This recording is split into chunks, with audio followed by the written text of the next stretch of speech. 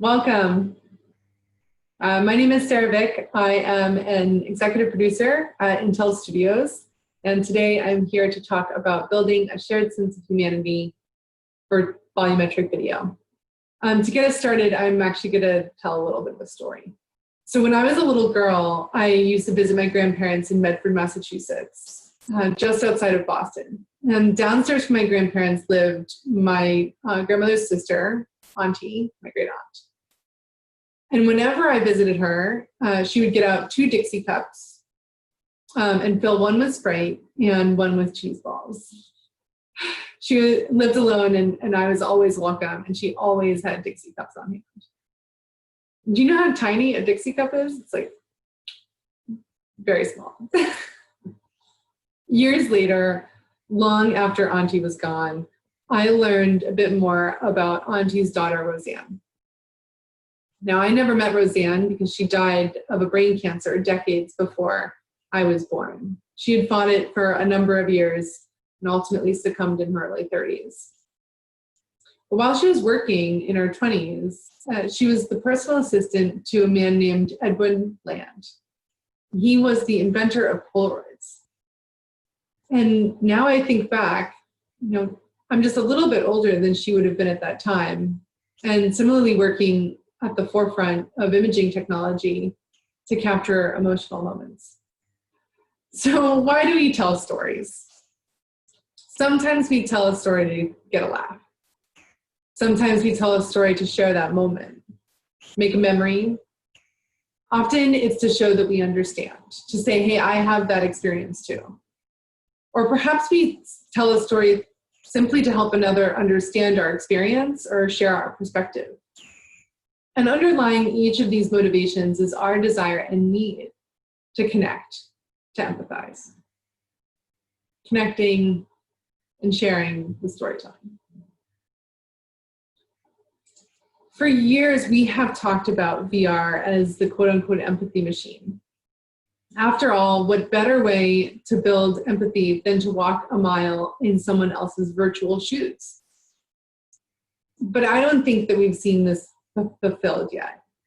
And purpose-built training applications and demonstrations like this one from Stanford's Virtual Human Interaction Lab do a lot to prove out the technology's capability and provide evidence of it. But fundamentally, they fail to build that deep emotional connection we know when we truly feel for somebody. And that's because stories are the way that we build empathy for a person we do not know. Think back to the last time you saw a great dramatic film, like not Avengers, but the story of a person. I think about Angel from Night Comes On. So this is a film I saw at Sundance in 2018, and Angel lives a life I do not know. She grew up in a really big city in Philadelphia. She's a foster kid and a big sister. But for that hour and a half, the film was successful in transporting me into her world, to know her determination to protect her sister, even against great odds, and to know the anger that she felt against the system that she was subject to. Even though I do not actually know her, and she's a character in a film, stories about the foster system in America today resonate with me more deeply. And this is the power of story. We're just starting to scratch the surface of how we can use virtual reality to tell stories like this. I don't think you can talk about perspective-taking storytelling in virtual reality without talking about last year's Traveling While Black. The creators, documentarian Roger Ross Williams, in collaboration with Felix and Paul Studios, used the 360 video format to turn every viewer into a witness. Witnesses to accounts of systemic racism that many of us would never have heard if not for this film.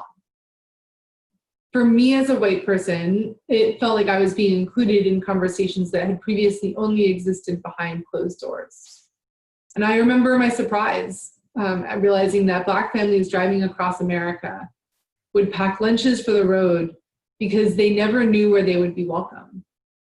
And I reflect on my own experience, taking for granted that no matter where I stop, I won't be turned away. This year, I am excited to see similarly impactful and moving stories coming to the forefront. One that I would highly recommend that you see is here at the Tribeca Virtual Arcade in the Museum of Other Realities. It's the Book of Distance. I was lucky enough to experience it earlier this year at Sundance's New Frontier. Creator Randall Okita invites viewers not only to witness, but to co-travel with the protagonist, his grandfather, as he begins a new life in Canada, only to have it stripped from him in the oppression of the Japanese during World War II. Walking alongside Yonizo as he passes through border control, and then helping him build his new home, makes our response to his family's subsequent removal and the state-sanctioned enslavement all the more visceral. In my opinion, it's a stunning demonstration of how interactive immersive film can deepen our understanding for others' experiences. So how do we build on these successes? What's next in immersive storytelling? Well, to talk about that, I am honored to be joined by the creator and director of Queerskin's Arc, an Intel Studios original. Queerskin's Arc is a project that I am so proud to support, and we are presenting a sneak peek of the work here at the virtual arcade at Cons XR Online. Let's watch the trailer, and then we'll dive into our conversation.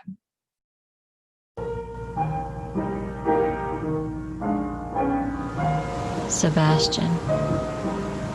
I hear the name, but do not capture myself with it.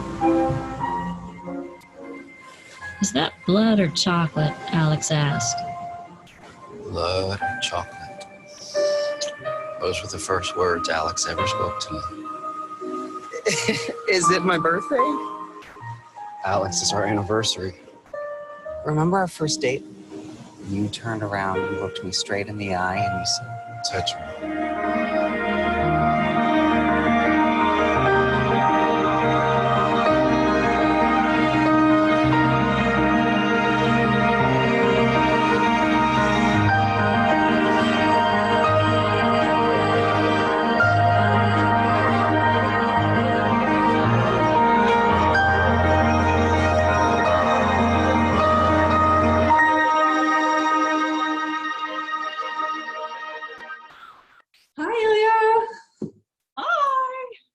It's good to see you. It's good to see your face. Thank you. Do you want to introduce yourself? I am Ilya Silak, and I am a writer-director of virtual reality and interactive story experiences, most recently Queerskin's Arc. So let's, I'd like to have you kick us off just by talking a little bit about the project, giving us a little background. Yeah.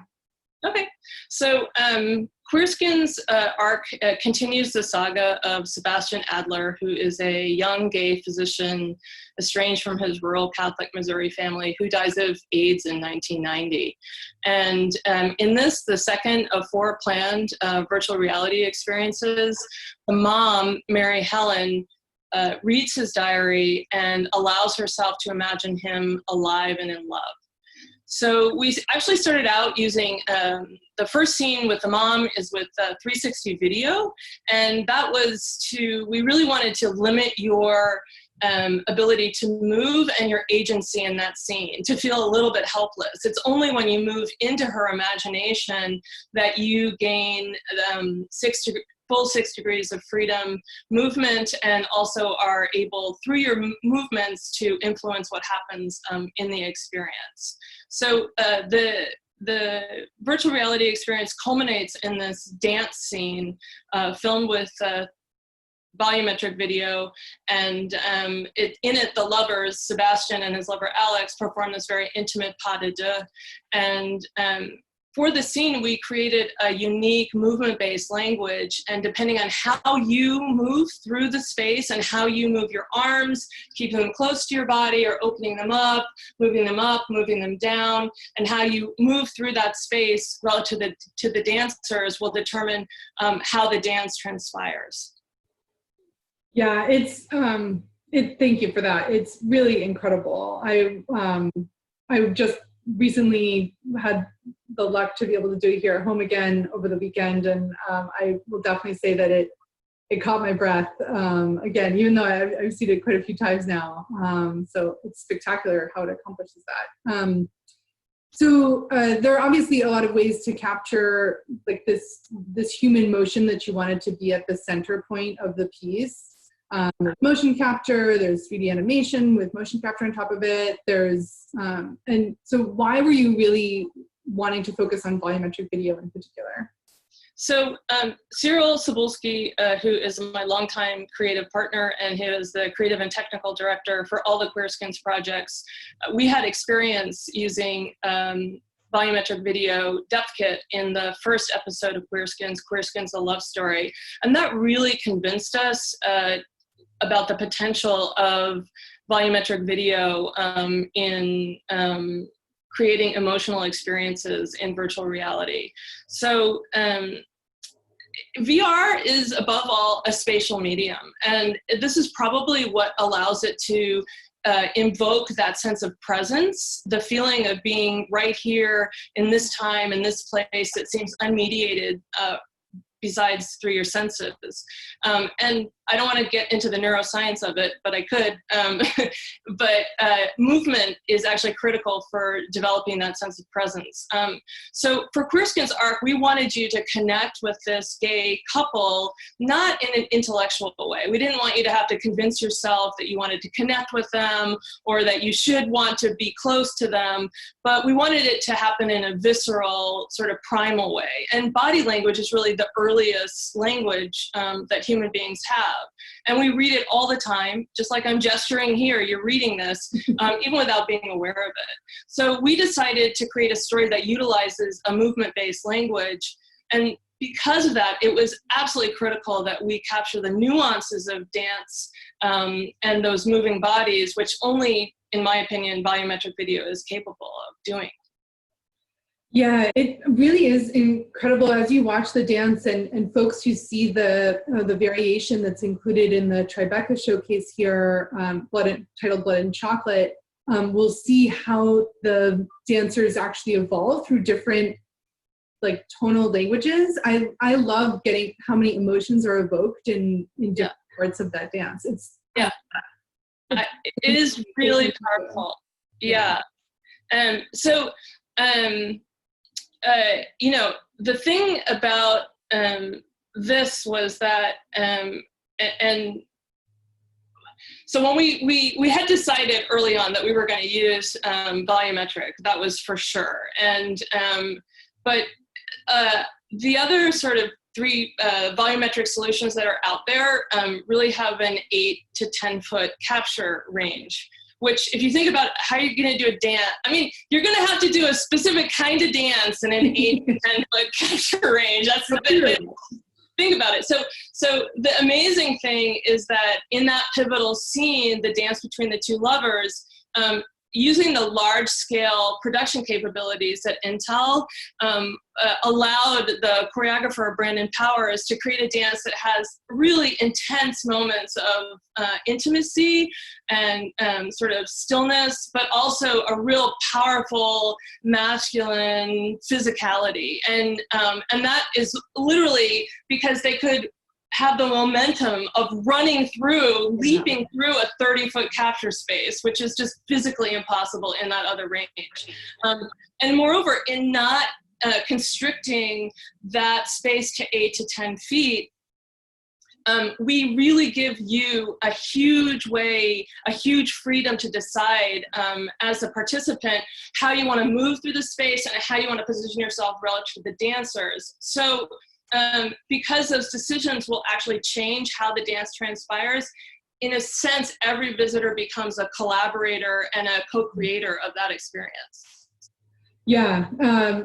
So do you want to also talk a little bit more about how you think that participation and that like presence within the space ends up creating empathy in this experience, and how volumetric video enables that?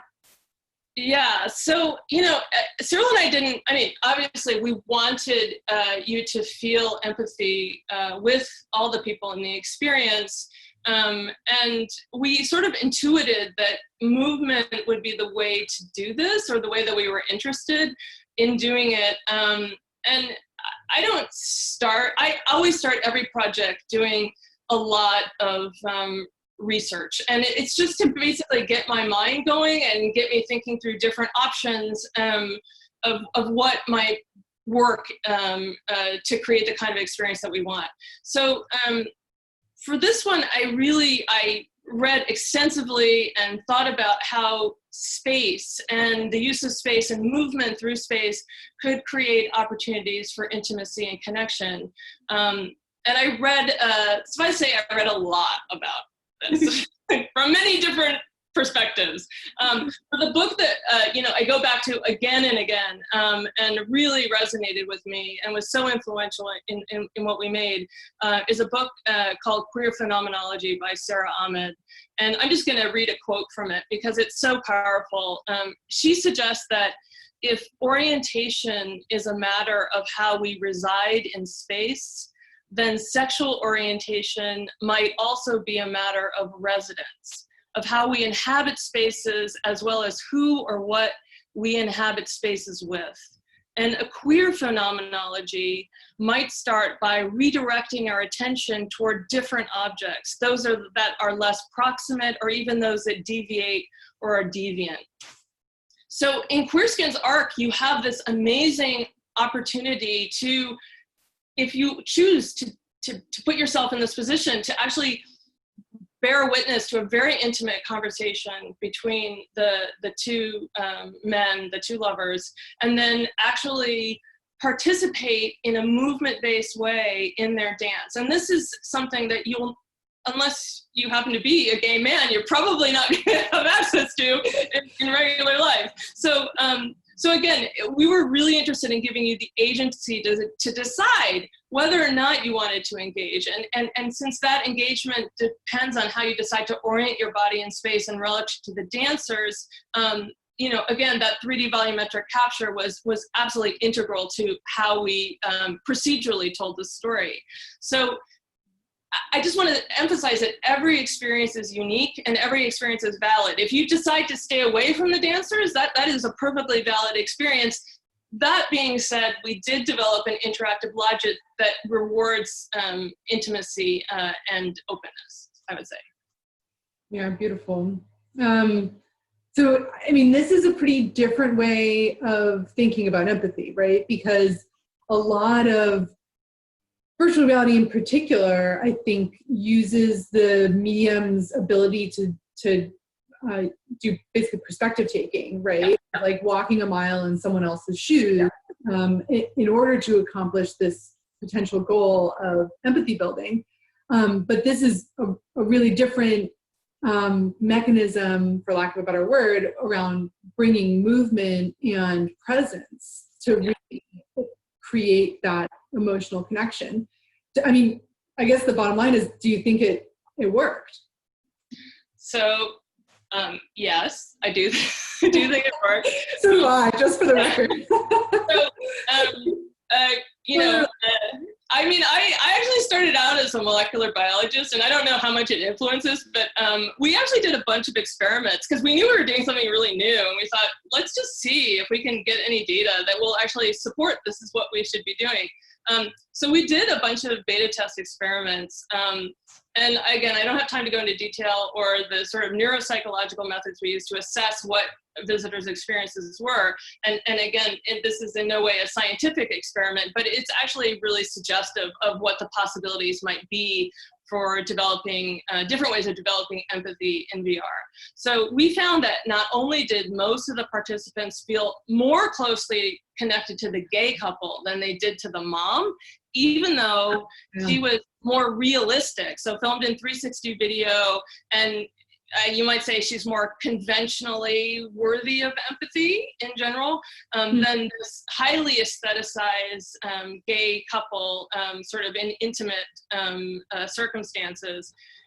But so not only were they more connected to the gay couple than they were to the mother, but after they experienced it, a quarter of the participants felt more connected to gay men as a group than they had before the experience. And they were a very liberal bunch. So that actually really surprised me. That was not something that we expected. Yeah, that's really interesting. I guess the question is, do we think it was the movement language that generated that, or is it the presence, or is it the actual reality of the volume of the like representation of the characters? Wait, what? Any thoughts? So it's actually really interesting. Empathy as a word is a relative newcomer to the English language. It was actually coined by a psychologist from a German word around the turn of the last century. And at the time, it was really related to aesthetic, what they call aesthetic sympathy. So what that meant was the ability to project your feelings onto an object, specifically an artwork. And so it was not about interpersonal relationships. That came later. In fact, empathy at the beginning was what was sort of posited to allow audiences to appreciate and have an emotional connection to the abstract movements of modern dance, which was just beginning at the time that that word empathy was coined. So in our beta testing, what we found was that the connection to the men went up in all cases once the participants experienced the dance. That was universal. And that the feelings that were most commonly felt in that scene were serenity, amazement, and awe. I mean, that's pretty amazing. So the feelings, to contrast that were most felt in the scenes with the mom were pensiveness and sadness, acceptance, and apprehension. Yeah. In other words, the highly aestheticized figure dancing in this abstract environment, but realistically in the sense that the volumetric video captures those nuances of movement, generated a much more positive feeling in people than those scenes with the mom. So of course, part of this related to the content, but I think part had to do with that freedom of movement that they were witnessing, and also the freedom of movement of the participant, their agency, and also honestly the gorgeous aesthetics that were not realistic, but really magical in the scenes with the gay men. So again, I don't know exactly what it was that did, but all of those things together certainly seem to generate a kind of connection and empathy for those men. Yeah, I think this is just the beginning of a really incredible conversation, because everything that you're pointing at and looking at is new ways to think about forming these emotional bonds in our new medium, right? And whether that's, associating positive emotions and positive experience with a scene that frankly I would not generally experience, right? I don't often see two gay men embrace, and whether it's that, or whether it's the naturalness of my own movement in the scene along with the dancers. I mean, I think there's a lot of room to explore, and I'm also just really, I love what you've done with this piece. So congratulations. Thank you. I mean, I would sort of end this conversation by saying, what this piece speaks to is something that I think we've all figured out with coronavirus, is that the move into the digital and into the virtual, let's just admit it, it's a little bit impoverished. Okay, we want touch. we want to be out there with each other. So I think that rather than sort of trying to recapitulate the real in virtual spaces, which is always going to be less than what we experience in reality, the opportunity is really to try and figure out new ways of communicating in this space, like really thinking outside of the box of how we can make those experiences in virtual spaces more meaningful, the kinds of communications that literally aren't possible in the real world. And those are the kinds of things that are so exciting, like right now. And I think art really speaks to that. Absolutely. I can only pound the table in response to that. That's definitely one of the things I am a big advocate for too. Before we end, I do want to do 3 little plugs.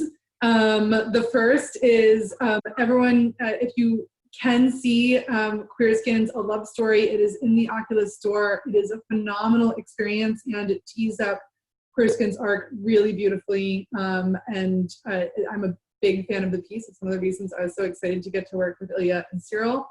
The second is that here in the Tribeca Virtual Arcade, you're able to go and see a 360 video variation on Queer Skins' arc. absolutely go and check it out. I promise that you will leave feeling a feeling of magic that you didn't have before. And the third is that if you want to hear Ilya wax poetic even longer, potentially alongside me, then please check out, we're going to be doing a SIGGRAPH talk underneath Intel's SIGGRAPH developer showcase. So please do check that out. And with that, I will thank you, Ilya, for coming and talking with us, because it's a beautiful, beautiful piece, and I'm so excited to see where it takes us. Thank you. Oh man, I really loved that conversation. So with Queerskin's Arc and other titles, we are taking the next step in immersive storytelling at Intel Studios. Queerskin's Arc is one of a portfolio of projects that we are developing to push the boundaries of immersive storytelling. These projects range from the playful to informative, all the way to the breathtaking. All of them explore what it means to extend and augment the viewer's experience with volumetric video. Let's take a quick look at our teaser to give you a taste of that. This is Intel Studios. This one-of-a-kind studio means you can experience a look at human performance that you won't see anywhere else in the world.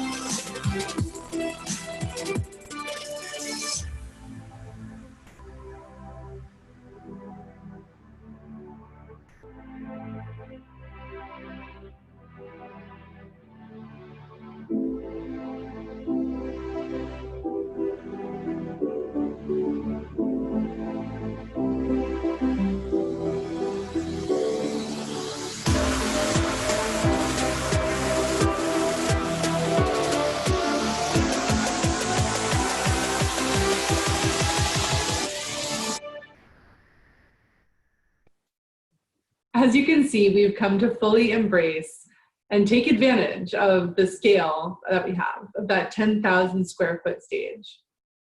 That scale translates into a massive amount of data. Today, a single minute of capture at Intel Studios produces over 17 terabytes of data. Lucky for us, shall we say, that we have a few good friends over at Intel Corporation who are experts in managing and processing data. With their support, our team has developed a set of tools to store, process, compress, post-produce, and deliver full scene volumetric footage. But behind that tech is also a great team with a lot of heart. And technology is only as good as its masters. And we're lucky to have a team that's as empathetic as they are ambitious. As my creative partners will attest, working in volumetric video at this scale is not simple. Creators who work in volumetric video do it because of the authenticity that they gain in the experience from the footage, whether it's capturing an unbelievable athletic performance or witnessing the love of two men. And I think we see this not only at Intel Studios, but across our industry. Even as we push the boundary of this technology, it's been entirely heartening to see our community build on principles of inclusivity and equality. I don't know about you, but I'm thinking a lot about empathy these days. Between COVID-19 and Black Lives Matter, the need for empathy has never been greater. Whether it's because we were furloughed last month or because we literally fear the police, we all need to be understood and heard right now. And I'm touched to see so many people making the effort to do just that, to take care of the stranger walking by. In my neighborhood, all I need to do is walk out the door and see the increasingly bedazzled masks being worn around my community. We live in a world where the human experience is vastly diverse. Now more than ever, I recognize how different my own experience has been from that of my neighbor, and even more so from that of my partner who lives halfway around the world. And yet, underpinning the great variety of our day-to-day experiences, we share in a few fundamental features of our existence. Reminding ourselves how much we share in this experience, how much we have a shared sense of humanity, even as we are different, it's the first step towards holding others in the love and compassion that they deserve. So thank you for watching today. Thank you for building with heart, and let's keep building incredible experiences. Bye.